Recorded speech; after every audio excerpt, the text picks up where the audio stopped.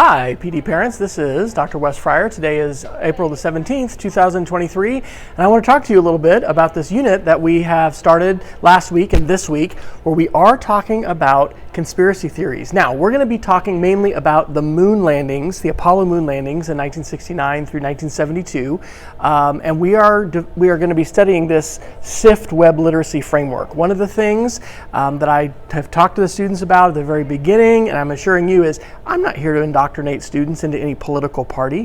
What I'm here to do is to encourage them to think critically, and the SIFT framework for media literacy is to stop, investigate the source, find trusted coverage, and trace to the original. And so we have been watching a video and sketchnoting. We'll be narrating our sketch notes for this guy, J.P. Sears, who has 13 reasons the moon landing was faked.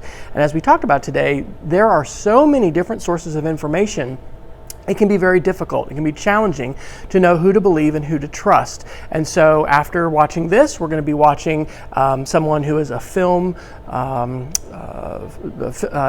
director and someone who's been working with film for a long, long time and has a lot of expertise in that area. We're going to contrast that.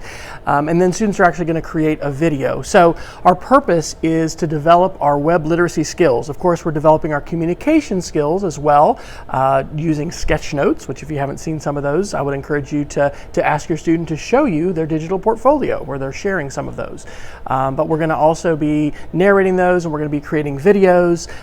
We're really trying to practice communicating with media so we have a better understanding of how others use media to try to influence us. Today we actually watched a video about how it was a CBS Sunday Morning episode about a puppeteer using marionette puppets, because not everybody realizes when we say some people try to pull your strings. What does that mean? Well, that's a metaphor and a reference to puppets, and this idea that sometimes with advertising or in other purposes, people are trying to influence us. And so I really enjoy this unit. If you have any questions at all about this, please reach out to me, email me. I'll be happy to visit with you on the phone or Zoom or in person. Hey, we can meet in person now, right?